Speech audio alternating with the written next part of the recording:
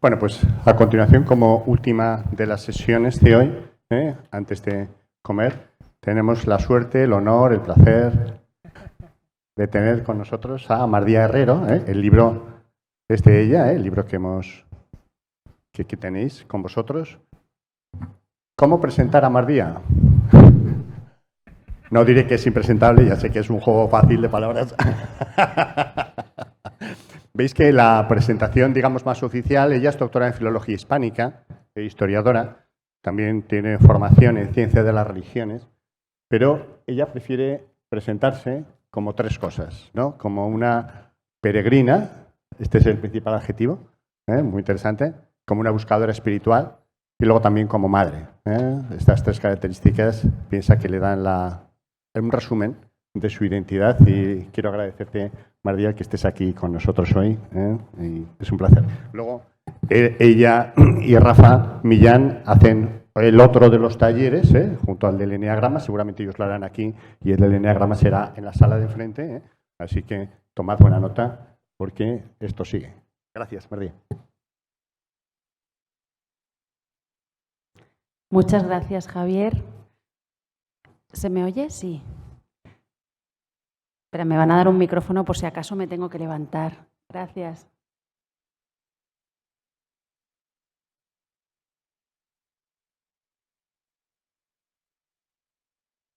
Bueno, gracias, Javier, por esta presentación tan auténtica.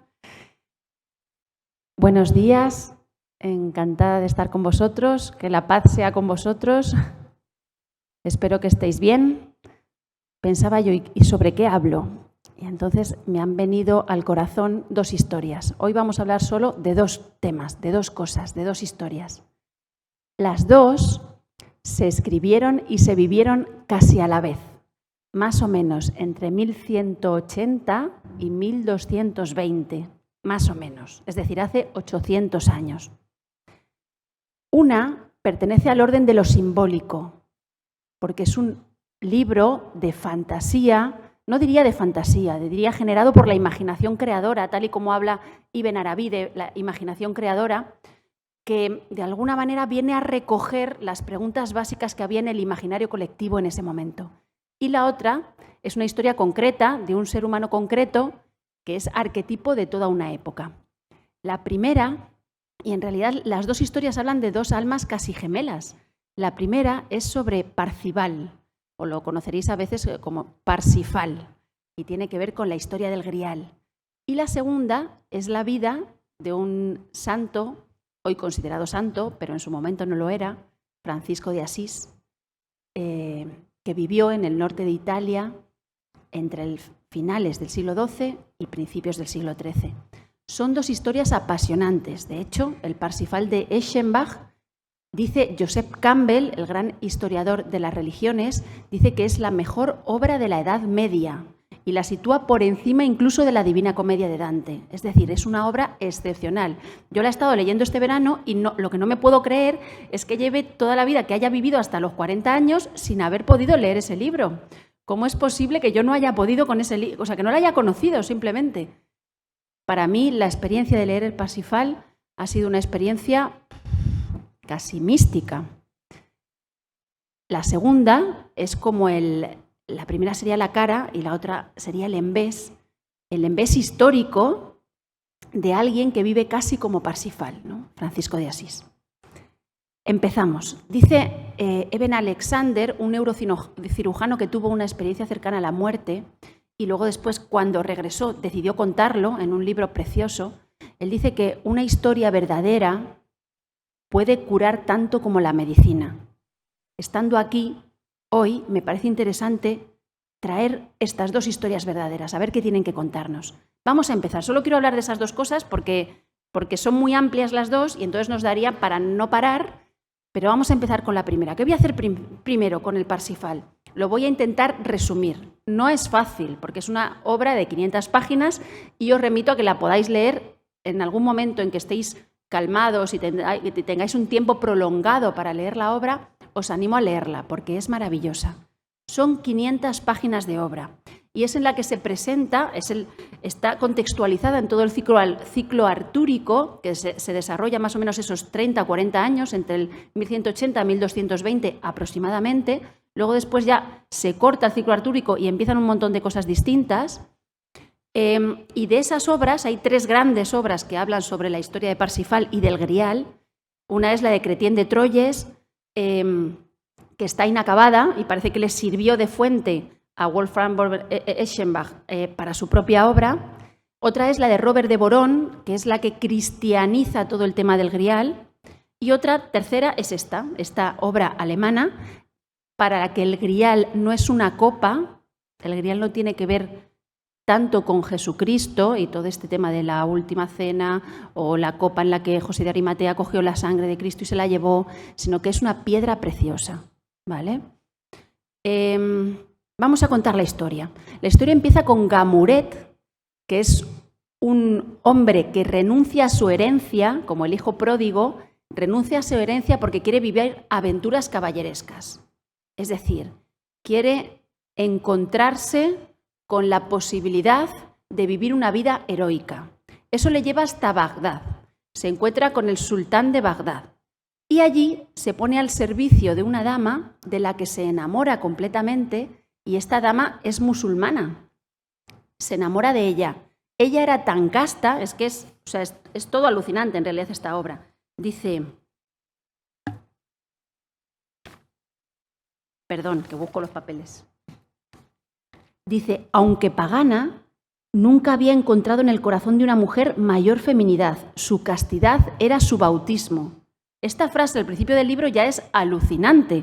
¿Por qué?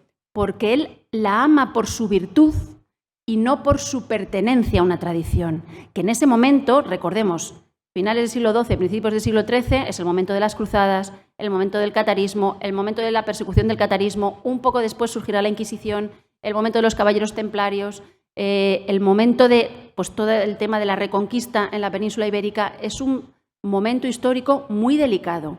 Y este señor se va como el hijo pródigo, renuncia a toda su herencia, se va a Bagdad a ponerse al servicio del señor de Bagdad, se enamora de una mujer musulmana y como era tan virtuosa, se une a ella, aunque ella no estaba bautizada. Ella se queda embarazada y él de repente siente de nuevo la llamada de la aventura. Entonces la deja, la abandona. Esto está continuamente en esta obra también. Se despide de ella, la abandona, se va hasta España, de España se va a Gales, participa en un torneo, luego después allí, en el torneo, se encuentra con otra dama, esta vez se enamora completamente, Erceloide. Ella es cristiana, interviene un juez, es decir, interviene el mundo administrativo y le dice que se tiene que casar con ella, se puede casar con ella porque al fin y al cabo la otra era una mujer no bautizada. Se casa con ella, la deja embarazada y otra vez siente la llamada de la aventura y se vuelve a Bagdad, donde lo matan. De tal manera que nacen a la vez 2 hermanos, uno musulmán o con madre musulmana y otro cristiano. El primero, el que nace en Bagdad, tiene la cara moteada, esto es fascinante también, tiene la cara moteada, es decir, todo el cuerpo lo tiene moteado, es parte negro y parte blanco, está hecho como a motas negras y blancas. Y de este lado, del lado occidental, nace un niño y la madre siente tanto dolor de que ese niño pueda ser caballero y tenga el mismo destino de su padre, que al fin y al cabo la abandonó por la caballería, que decide no darle nombre. No le da nombre, le llama buen hijo. Lo mantiene en el medio del bosque, no le da una educación formal, porque quiere mantenerlo siempre en su naturaleza, en su fitra, se dice en árabe, en su naturaleza, para que él no sienta la sed de la aventura. ¿Qué pasa? Que cuando una madre intenta contener al hijo, no darle ni un nombre individual para protegerlo de la posibilidad de la muerte, pues eso sin duda va a aparecer. Y de repente aparece, cuando el chaval es joven, de repente aparecen 2 o 3 caballeros, él los confunde con dioses, se queda alucinado, los caballeros le dicen que se van a la corte del rey Arturo y él ya inmediatamente decide que quiere ser caballero, se despide de su madre, la madre llora ella le da unos consejos, los consejos nunca le servirán, esto es muy hermoso también. ¿Por qué? Porque Parzival es tan puro que los consejos, el nivel de lo social, no van a servirle. Y según se marcha, la madre muere de dolor, de verlo partir. Poco después él se entera de su nombre porque encuentra una prima suya y la prima le dice que se llama Parzival. Parzival se traduce como el del camino, el que va por en medio, por el camino de en medio. ¿Vale? Esto es muy significativo, hablaremos después de la interpretación, pero es muy significativo. Es el que va por el camino del medio. ¿Bien? Se marcha, llega a la corte del rey Arturo, vence a un caballero, pero no tiene formación, es decir, es un salvaje. Los consejos que le ha dado su madre le llevan a meterse en muchos líos. Luego después encuentra un caballero que le forma para ser caballero y este le da otros cuantos consejos, entre ellos que el hombre y la mujer son uno, que sea siempre respetuoso con el vencido, que perdone al vencido cuando lo venza, y le da un último consejo que él recibe y que llevará hasta el límite, pero que tampoco le servirá. Le dice que no haga demasiadas preguntas. Esto será clave en la historia. Parzival continúa su camino ya como caballero, defiende a una mujer que estaba siendo asediada, se enamora completamente de ella porque es la mujer más hermosa que ha visto en su vida, se casa con ella y después, como el padre, siente la llamada de marcharse. Pero esta vez no se marcha en busca de aventura, se marcha a buscar a su madre a ver qué ha pasado, qué le ha pasado a la madre. Y en el camino llega a un castillo extraño, se encuentra con un pescador que parece que está herido, lo invitan a estar en su castillo a dormir y ahí empieza a haber una procesión extraña, empiezan a aparecer damas vestidas con ropas muy lujosas hasta que encuentra a una y ellas portan una cosa que se llama el grial. ¿Qué es el grial? El grial es una piedra preciosa que trajeron del cielo a la tierra los ángeles que habían sido neutrales en la lucha entre la Trinidad y Lucifer. Los ángeles neutrales en la lucha entre la Trinidad y Lucifer. Es decir, Parzival es el que va por en medio. El grial es lo que han traído, por un lado, o sea, los que se han quedado, los ángeles neutrales, los que entre la Trinidad y Lucifer, recordamos que Lucifer es Venus, los que ahí no han participado, es decir, los que van también por el camino de en medio. Y esto hace que todo florezca, todo rejuvenece alrededor, todo fructifica, salvo una cosa. Y esto es el núcleo de la cuestión. El rey Anfortas, está herido. Es infértil. Lo hirieron en los genitales en una lucha, tiene un dolor insoportable, se mantiene con vida gracias a la fuerza que tiene el grial, pero el grial no ha podido calmar su sufrimiento extremo. Esto es alucinante también. ¿Por qué? Porque nos habla de un dolor que hay en el centro del imaginario colectivo de ese momento de la Edad Media.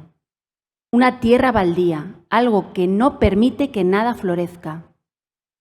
Anfortas, el rey del grial, está herido. Genera una infertilidad en todo el reino. Y no hay manera de salvarlo salvo haciendo una pregunta, preguntándole qué le pasa.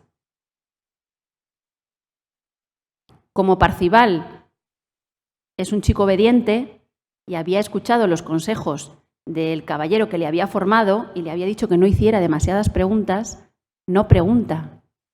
De tal manera que a la mañana siguiente despierta solo, no sabe muy bien qué pasa, se marcha y las personas que se encontrará después le dicen que como no hizo la pregunta, ha condenado al reino a seguir siempre infértil y a Anfortas, al rey, a no poder recuperarse nunca.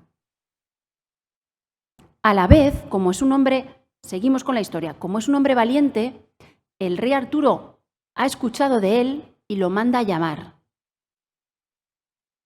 Y Parzival se queda un día mirando en la nieve porque han caído las gotas de sangre de un ganso, de una oca, Y entonces se queda alucinado, con la mirada fija en la nieve, pensando en su mujer. Se da cuenta, y esto es otra cosa maravillosa de la historia, se da cuenta de que ama tanto a su mujer como anhela el grial.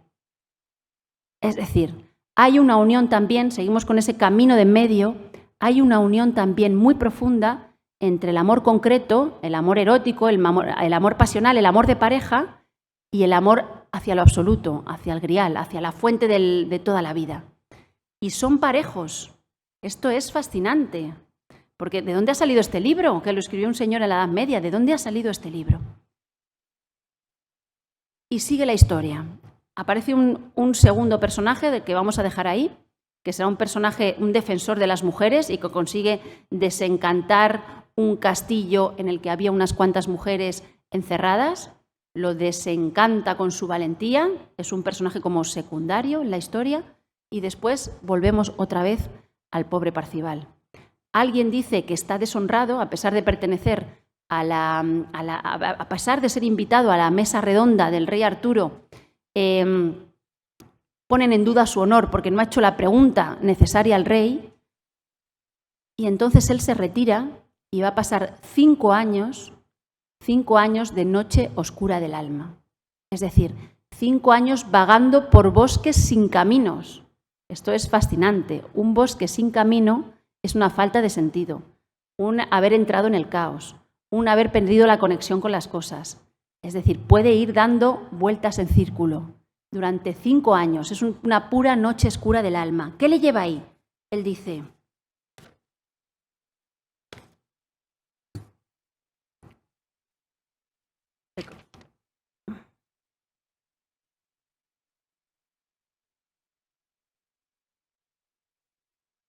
perdón, lo estoy buscando para leerlo. Él dice: si por seguir la educación caballeresca he de oír la mofa del mundo, esas enseñanzas eran incompletas. Es decir, si por obedecer lo que se suponía que debía ser un caballero no he conseguido el grial, es que la enseñanza llega hasta aquí. Ahora no puedo continuar. Y continúa, dice: ¿qué es Dios? Si fuera todopoderoso y pudiera mostrar su poder, nos habría librado de esta deshonra. Le he servido con devoción desde que sé de su gloria, pero ahora dejo de hacerlo. Deja de creer en Dios. Las dos cosas se dan a la vez. Deja de creer en las leyes del mundo y deja de creer en lo divino. Y entonces se lanza a 5 años de desierto, o 5 años de oscuridad, o 5 años de noche oscura del alma, podríamos llamarlo. ¿Cómo se resuelve esto? ¿Cómo se acaba la historia? ¿Cómo se resuelve esto? Pasados los 5 años, de repente se reencuentra misteriosamente con su hermano, aquel que había nacido en Bagdad, moteado. ¿Os acordáis de él? Este viene a Occidente en busca de su padre, no sabe que su padre está muerto. Parcival había buscado a su madre y este viene en busca de su padre. Los dos se encuentran como vestidos de caballeros, entonces no se pueden reconocer. Empiezan a luchar y ninguno de los dos puede vencer porque los dos son igual de fuertes. Es decir, de nuevo hay una propuesta entre el mundo musulmán y el mundo cristiano, ese camino de medio en que los dos están luchando, pero en el fondo son hermanos. Y como son hermanos y se dan cuenta de que hay algo que no avanza, finalmente se descubren la cabeza y descubren que ambos son el mismo. Ambos en realidad son uno. Gracias a eso, Parcival puede entrar de nuevo en el castillo del Grial, es nombrado rey del Grial y el rey Anfortas es curado de su herida. Esta es la primera historia. Suena así, que igual suena... ¿Y qué quiere decir esto, no? Pues esto, en resumen, nos da varias enseñanzas, pero son enseñanzas básicas de la vida. Es como una especie de mapa medieval sobre cómo es el camino espiritual. ¿Y qué es lo que nos enseña? En primer lugar, lo que esta historia nos enseña es que hay una herida. Hay una herida en el imaginario simbólico de la Edad Media, pero hay una herida también en el imaginario, en el alma, dentro de nosotros mismos. hay una herida. ¿Cómo interpreto yo esta herida en el imaginario medieval? Bueno, sería muy complejo de decir, pero la resuelven de manera diferente los diferentes movimientos que hay en ese momento. El amor cortés lo resuelve de una manera, los cátaros lo resuelven de otra, el catolicismo, digamos, ortodoxo lo resuelve de otra, pero sin duda, hay una herida simbólica en el imaginario de la Edad Media. Joseph Campbell dice que toda la Edad Media es el proceso de intentar insertar todo el imaginario cristiano, que es fundamentalmente oriental, dentro de una visión occidental más como predispuesta hacia la individuación, ¿no? Y entonces sería una unión entre lo impersonal y lo personal, o entre lo colectivo y la individuación, de tal manera que la obra central en que se habla del proceso de individuación ligado a un proceso espiritual sería justo esta, ¿no? Sin duda, hay una herida en el imaginario colectivo de la Edad Media, y esa herida es la herida del rey Amfortas, pero también hay una herida dentro de nosotros. ¿Y cómo se salva esa herida? Esta es la propuesta del Parzival. ¿Cómo salvamos esa herida que todos tenemos? Es una herida como de separación, lo que no nos permite sentirnos plenos, lo que no nos permite entregarnos del todo al absoluto, ¿no? ¿Cómo se salva? La propuesta del Parzival es la siguiente. Por un lado, la necesidad de tejer puentes. Esto lo digo también en el libro que me parece que os ha llegado. Necesidad de tejer puentes entre los términos opuestos. El libro está lleno de puentes entre términos opuestos. Están Parzival y su hermano. Parzival cristiano y su hermano musulmán. Y el puente entre los dos. Lo masculino y lo femenino. En Parzival se insiste continuamente entre la unión de estos dos polos y cómo tiene que haber una unión armónica, horizontal. También esto se da en la mesa redonda del rey Arturo, porque la mesa redonda del rey Arturo, en ella se sentaban igual el rey, que el invitado, que el plebeyo, que la persona que acaba de llevar, o las mujeres también, ¿no? Había una dimensión horizontal en esto. Y esto lo reconoce también el Parzival continuamente. Más, unión entre lo absoluto y lo relativo, entre el uno y el dos, entre el amor incondicional y el amor condicionado. ¿Cómo se ve esto? Pues la unión constante que existe en el corazón de Parzival, de unión entre el amor y el deseo y el anhelo y la sed de encontrar el grial, por un lado, que es lo que une el cielo con la tierra, y por otro lado el deseo y el anhelo de reencontrarse con su mujer, a la que al final reencuentra, claro que sí. Todo esto se percibe como necesidad para romper las heridas simbólicas que mantienen lleno de dolor al rey Amfortas. Pero ¿cómo nos podemos llevar esto nosotros a nuestra vida? ¿Qué tenemos que hacer? Esto sería el proceso llamado, para mí, el proceso espiritual, pero también es en el fondo el psicológico, tiene dos dimensiones. Por un lado es el espejo, lo que llamo el espejo, y por otro lado lo que llamo la llave. El espejo sería esa capacidad de tejer conexiones entre las cosas, de unificarnos, de integrar todo lo que nos va sucediendo, de aprender de todo lo que nos pasa algo hermoso, de intentar conectar con la misericordia, con el amor incondicional sosteniéndolo todo. Esa sería la primera dimensión. Y la segunda dimensión, el segundo aprendizaje, la segunda manera que tiene Parzival de encontrar el grial, necesita ser el medial, ¿no? Ser medial, tener esa posición de puente entre contrarios, punto 1. Y punto 2, lo segundo que necesita es la verdad y la sinceridad, que es lo que necesitamos en todo camino espiritual. ¿Por qué? Porque a lo largo de toda la obra se insiste en que a Parzival no le sirven los consejos que le dan. Parzival solo consigue acceder al grial cuando ha renunciado a todo lo mundano, cuando es sincero hasta el fondo, cuando ha pasado por la crisis de no creer en Dios, de no creer en nada de lo que le habían dado, de no confiar en las creencias previas. Y la verdad, la búsqueda de la verdad, que sería la búsqueda de la sinceridad, sería la dimensión interior del camino espiritual, y la búsqueda de la verdad sería el camino exterior del camino espiritual, la parte exterior. ¿Qué es la búsqueda de la verdad? Pues es hacer las preguntas correctas. Es decir, no nos tiene que dar miedo a preguntárnoslo todo, ¿Por qué no podemos preguntárnoslo todo?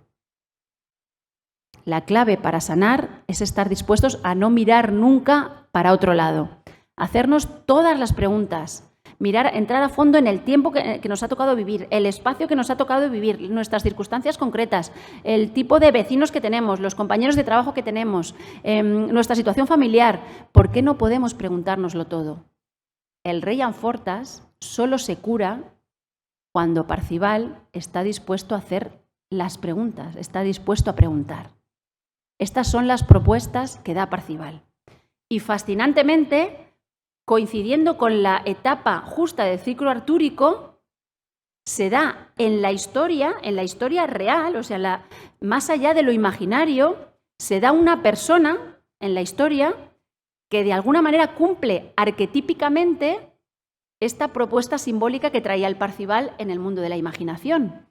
Porque Francisco de Asís nace en 1181, fallece en 1226, coincide exactamente en tiempo con toda la redacción del ciclo artúrico, porque luego después, en los años 30, surge ya la Inquisición, se acaba con todo el movimiento cátaro en los años 20 y 30, y surge la Inquisición, y con el surgimiento de la Inquisición se acaba también el ciclo artúrico, se apaga toda esta como etapa de, digamos, fértil, ¿no?, de fertilidad y de creatividad. ¿Y qué viene a hacer Francisco? ¿En qué sentido Francisco es un Parzival? Pues viene a dos cosas. Cuando lees las biografías de Francisco, las más interesantes por ser las más antiguas son las de Chelano y las de San Buenaventura. Cuando lees las biografías de Francisco y los propios textos que escribió él, te das cuenta de que su vocación fue básicamente una, y fue la de seguir el Evangelio hasta el fondo. No sé si sabéis la historia de Francisco, os la relato brevemente. Francisco era un niño de Asís, quería ser caballero, quería tener una dama, conquistar un castillo, algo muy similar a los sueños que tenían todos los del ciclo artúrico. Esto se le rompe porque con 19 años se va a la guerra con Perugia, sale vencido y además, como es un niño bien, lo meten en la cárcel a la espera de que el padre pague un rescate. Es decir, ni siquiera tiene una derrota digna, porque es un niño pijo, ¿no? Es un niño malcriado, entonces ni siquiera tiene una derrota digna. En la cárcel se le caen todas las pajas mentales, se le caen todos los ensueños de caballero, se viene abajo el castillo que se había montado en su imaginación, y cuando lo sacan de la cárcel deviene otro. Empieza a ser más introspectivo, camina por los campos de Asís intentando buscar respuestas, intenta preguntar a Dios qué es lo que quiere de él, empieza a tener pequeñas experiencias. La experiencia cumbre, hay como dos experiencias cumbres en ese periodo, que es un periodo largo, el periodo de su conversión. Una de ellas es que está junto a una iglesia derruida, San Damián se llama, hoy está reconstruida, podéis ir y lo veis, a 1 kilómetro de Asís. En San Damián, ¿cómo vamos de tiempo? Perdón, voy a mirar. Va muy bien. En San Damián, de repente encuentra un crucifijo y el crucifijo le dice, reconstruye mi casa, que está derruida. Y él, desde lo más concreto, se pone a poner piedra sobre piedra y a reconstruir San Damián. Eso en primer lugar. Y un poquito después le da un ataque de rebeldía contra su padre, un ataque brutal. El padre era rico y comerciante de sedas, y entonces, ¿qué hace él? Si el padre es rico y comerciante de telas, pues él lo que hace es quitarse todas sus telas, se queda desnudo en el centro del pueblo y dice, toma tú, esto es tuyo, ¿no? Esta ropa es tuya, ahí me voy. Y se marcha. A partir de ahí iniciará esa rebeldía brutal. A partir de ahí, siguiendo a fondo el mensaje del Evangelio, su camino espiritual se centrará solo en dos cosas. La primera es lo que él llama hacer penitencia. Esto hoy en día suena como pedir perdón, pero para Francisco hacer penitencia no era eso. Era como iniciar el camino de regreso a casa. Hasta ahora he estado muy perdido y ahora doy la vuelta e inicio el camino de regreso a casa. Eso era la penitencia para él. Él inicia la penitencia besando a un leproso por el que sentía asco. Ese es su primer acto de penitencia. Y a partir de ahí, lo que iniciará como un peregrino será un camino de retorno a la fuente. Eso en primer lugar. Y en segundo lugar, su otra gran vocación descubierta también a través de una lectura del Evangelio, la segunda gran vocación de Francisco será la de predicar. De hecho, tendrá unas conversaciones con sus primeros hermanos, porque tiene una experiencia muy honda de hermandad desde el inicio. Con sus primeros hermanos tendrá una conversación de si era mejor orar. ¿Qué es mejor? ¿Qué quiere más Dios? ¿Que yo rece o que yo predique? Y llegará a la conclusión de que la predicación estaba por encima de la oración en cuanto a servicio divino, ¿no? Por todo esto, las nuevas órdenes predicadoras, ¿no? La de Santo Domingo también tiene como misión fundamental, no era el ora et labora de los monjes anteriores, era una concepción de la predicación como capital en la vocación espiritual, ¿no? Y claro, cuando uno tiene ese anhelo de conversión, es decir, de volver a casa, por un lado, a través de la fidelidad radical al Evangelio, y por otro lado, la necesidad de predicar, al final, ¿qué pasa? Se encuentra con el momento cumbre de su vida. No hay otro momento cumbre en su vida. La posibilidad de hacer esas dos cosas delante de los musulmanes. Entonces, él se empeña mucho en ir a tierra de musulmanes. Lo intenta, la primera vez se va como hacia el este, pero en el barco tiene unos problemas con los vientos y acaba en Eslovenia. La segunda vez decide ir a España, pero coge una enfermedad muy grave y tiene que volverse a casa. Y la tercera vez, esta vez sí, tiene la oportunidad de visitar al sultán. Lo recibe el sultán en Damieta, en el norte de Egipto, y lo que pasa ahí es el momento cumbre de la historia de la humanidad, 1219. ¿Qué pasa ahí? No se sabe bien. Cada historiador dice una cosa distinta, cada biógrafo dice una cosa distinta. Hay como una especie de agujero negro hacia el misterio, que no es un agujero negro, porque el misterio es el que nos catapulta hacia el amor, ¿no? Pero por lo que yo he leído, por todas las biografías que he leído, la sensación es que a ese momento Francisco llega por una doble pretensión. Él quería solo una de estas dos cosas: A, morir mártir, o B, convertir al sultán. Esas eran las dos cosas que pasaban por su cabeza. Pero ninguna de esas dos cosas suceden. Él se encuentra con el sultán y cuando regresa ni ha convertido al sultán al cristianismo, ni el sultán lo ha matado. ¿Qué se produce cuando se nos rompe la pretensión? Porque esto nos sucede continuamente en la vida. ¿Qué se produce en él cuando se le rompe la pretensión? Se abre su corazón. Se abre su corazón. Y en el capítulo siguiente, en la biografía de Celano, el capítulo que va después del encuentro entre Francisco y el sultán, narra cómo por primera vez Francisco va a empezar a predicar a las aves. Francisco por primera vez empieza a predicar a las aves después de su encuentro con el sultán. ¿Y qué significa esto? Acabamos ya estamos acabando. ¿Qué significa esto? Os he dicho que Francisco tenía como anhelo fundamental el deseo de seguir hasta el fondo el Evangelio. ¿Qué le enseñó el Evangelio? ¿Cuál es la enseñanza básica de Jesús? Yo he estado leyendo los Evangelios, he hecho como un ejercicio de síntesis, porque un día encontré en Ibn Arabi un maestro sufí que me apasiona y que también coincide en esa época, está en 1220 y pico en Damasco, más o menos cuando Francisco tiene este encuentro con el sultán. Él dice, Ibn Arabi dice, haced la síntesis. Haced la síntesis. Y entonces yo dije, pues voy a utilizarlo como método. Y me puse a leer los Evangelios, hacía un resumen de los Evangelios, luego hacía un resumen del resumen, un resumen del resumen del resumen, así hasta que adelgacé el Evangelio a un párrafo. ¿Y cuál es ese párrafo? ¿Cuál es ese párrafo? El Evangelio de Mateo, por ejemplo. No está solo en el Evangelio de Mateo, pero en particular está en el Evangelio de Mateo. ¿Qué dice ese párrafo en el que al que se puede llevar todo el Evangelio? Dice, ¿me tengo que ir? Dice, este es el momento cumbre.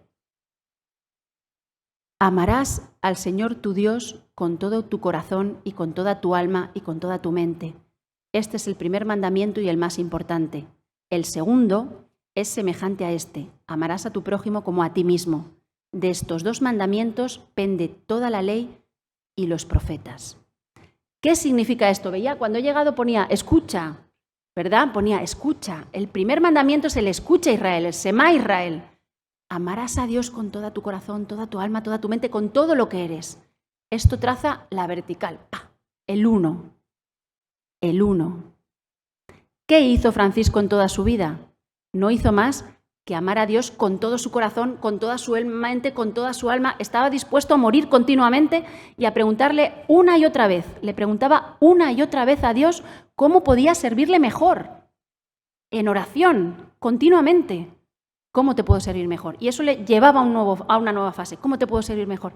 A una nueva fase. Era un enchufado en la vertical completo. Primera cosa que hizo.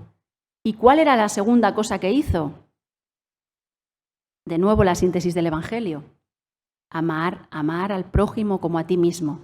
Lo amó hasta tal punto que era capaz de hablar con las aves, de dejar que fueran fieros los lobos, de conectar espiritualmente con las piedras, de generar llantos, conversiones colectivas cuando hablaba a la gente. Era capaz de entregar su corazón completamente al leproso y de vivir un amor continuo a las brindas de hierba. Esto es, Francisco trazó la vertical hasta el fondo, trazó la horizontal hasta el fondo y al trazar la horizontal, de repente se encontró con el sultán. ¿Qué significó el encuentro con el sultán para Francisco? Que su corazón se abriera un poquito más hacia arriba y en horizonte. Por eso, después del encuentro con él, empezó a predicar a las aves. Y por eso, al final de su vida, le salieron los estigmas. Esto se considera como pues, es un momento cumbre de la historia de la espiritualidad. Se le imprimen los estigmas, por un lado.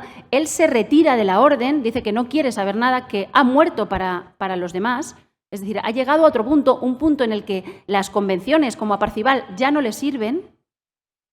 Y además celebra el Belén en Grecho. Por primera vez se celebra una representación del Belén en Grecho y compone, justo antes de morir, el Cántico de las Criaturas. Alabado sea Dios, es decir, la vertical hasta el fondo. ¿Por qué? Por el agua, por el fuego, por la piedra, por la muerte corporal. Es decir, alabado sea el absoluto, alabado sea la vertical, por haber podido conectar mi corazón a fondo con la horizontal, ¿no?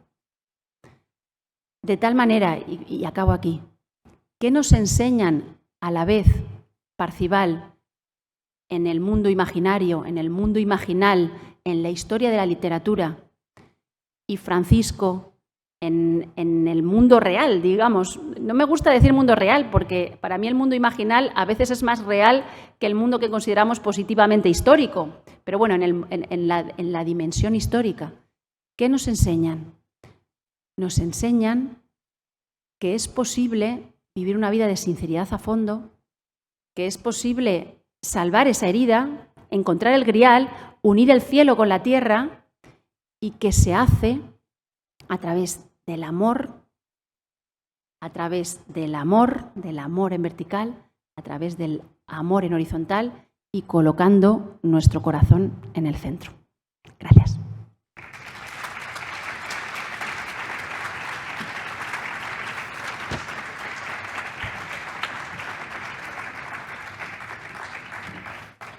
Muchísimas gracias, Mardía, por tu exposición y tenemos tiempo ahora para preguntas. ¿Quienes queráis?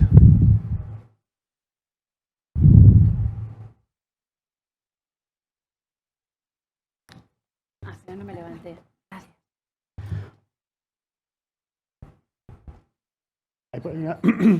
Hay una pregunta ahí. ¿La has visto, verdad?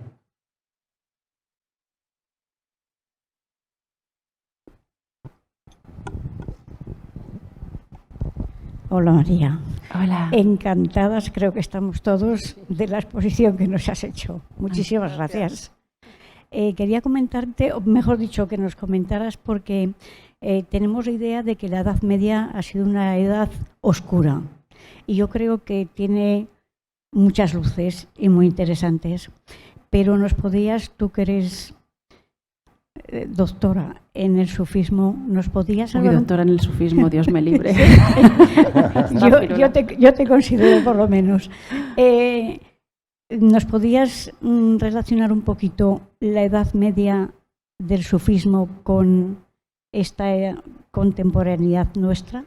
¿Con él? ¿Con él? Con ese tiempo de la Edad Media aquí en España, por ejemplo, podía haber una poquita relación. No sé, yo es que para mí la Edad Media tiene muchísimas luces y es muy rica, aunque se ha dicho que ha sido muy oscura en nuestro momento.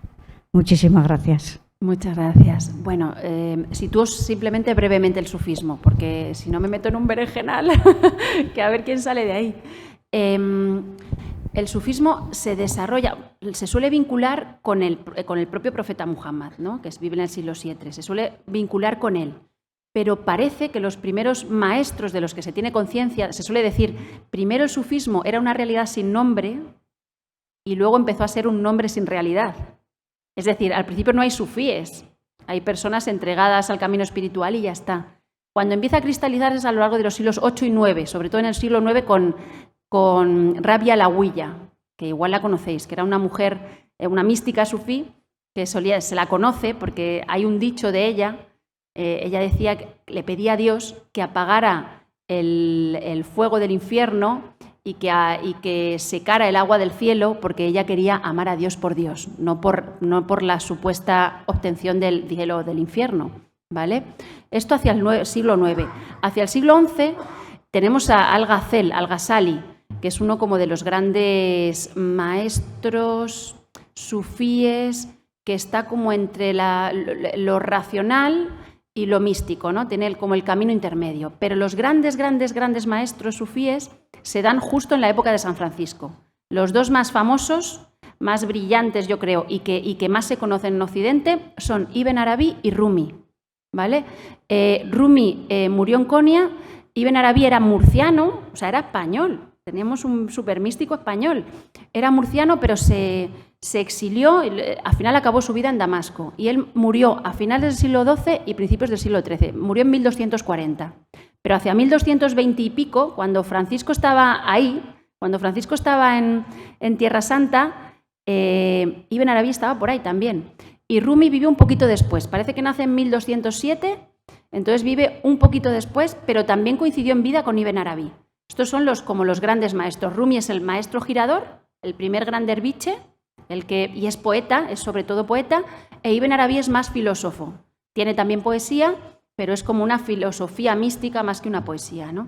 Rumi es más místico, más artista, más poeta, y el otro es más filósofo, ¿no? Y estas son como las dos grandes cumbres del sufismo, que se dan justo en este momento. No sé si con eso te vale. Luego después se van a ir desarrollando, sobre todo hacia esos siglos, empiezan a desarrollarse diferentes táricas, que sería lo equivalente a las órdenes cristianas, diferentes táricas o grupos que se unen en torno a un maestro, ante un maestro. Y ahora, las táricas que hay ahora se pueden remontar a esos siglos, al siglo XIII, XIV, y encuentran su origen en esos maestros de esos siglos. Más o menos. Gracias. ¿Más preguntas?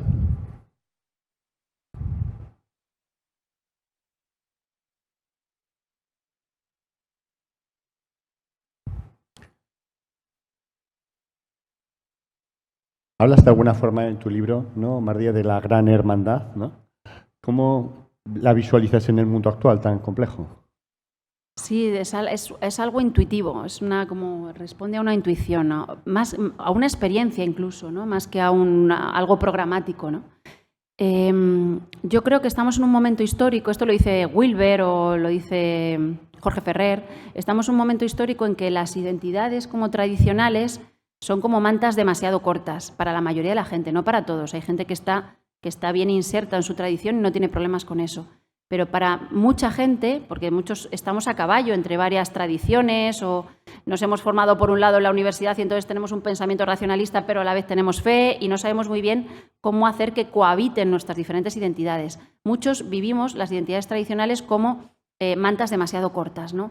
Entonces, la propuesta como de la hermandad transversal tendría que ver con un reconocimiento de un destino compartido, de una lectura similar del signo de los tiempos, una unión de corazón a corazón que no ponga como central la pertenencia formal a una tradición, sino que esté más allá de ella, ¿no? Algo así. Y que reconozca como esta doble dimensión, ¿no? de la realidad, de unión entre lo trascendente y lo inmanente, entre lo espiritual y lo material, entre la psicología y la espiritualidad, entre lo masculino y lo femenino, ¿no? Tejer puentes también como Parcival entre todas esas dimensiones, entre la vida y la muerte incluso, entre lo racional o lo científico y lo propiamente místico, etcétera, etcétera. ¿Así ves el futuro de lo contemplativo, de lo espiritual en los próximos décadas o siglos? Ojalá, sí, yo creo que sí. Yo creo que hay mucha gente en el esfuerzo compartido de tejer eso. También creo que necesitamos como entretejer, volver a tejer la dimensión simbólica de la realidad, ¿no? El símbolo como medial entre lo velado y lo revelado, ¿no? También me parece esencial, como entretejer de nuevo toda la dimensión simbólica de la realidad, que con el materialismo a veces se lo ha chupado, se ha chupado el símbolo, ¿no? ¿Más preguntas? ¿Queréis hacer? Aunque quedan 5 minutos, sí. Gracias, Mardía. Al hilo de esto que has compartido, me surge la duda, como que yo tengo mucho conflicto con esto de no seguir una tradición tal cual, ¿no? Y de qué manera en esta sociedad en la que vivimos eso puede ser como una especie de bypass. Coger de aquí, coger de allá, hacer mi propia mezcolanza y liarme ahí, ¿no? ¿Qué opinión tienes al respecto? Pues sí, uno se puede escapar de muchas maneras. A veces uno se escapa de sí siguiendo a fondo una tradición y a veces uno se escapa de sí picando de diferentes tradiciones. Ahí el trabajo es sobre todo de sinceridad. O sea, yo creo que lo que necesitamos es una sinceridad radical con nosotros mismos. Eso es muy difícil de conseguir, porque para ser sinceros tenemos que ser capaces de mirar allá donde no queremos ver. Entonces, ¿cómo se hace eso? Pues normalmente se hace a través de otros, a través de nuestras relaciones de pareja, a través de nuestras relaciones familiares, a través de nuestras relaciones con los compañeros de trabajo. Normalmente ellos nos regalan la oportunidad de mirar nuestras sombras, ¿no? Pero para mí lo esencial, más que la pertenencia o no a una tradición, para mí lo esencial en ese sentido es la sinceridad. Y entonces yo he encontrado gente sincera, bueno, claro, desde mis límites también, pero encuentro gente sincera en diferentes tradiciones y también he encontrado gente muy sincera que no habita una tradición o que pica de varias, ¿no? Entonces, ahí yo creo que habría que acudir más bien a cuál es la intención propia, ¿no? De si estamos siendo sinceros. Esa es la pregunta básica. Gracias. ¿Algún comentario más? Muy bien, pues entonces estamos por cerrada esta parte. Muchas gracias, Mardía. Gracias.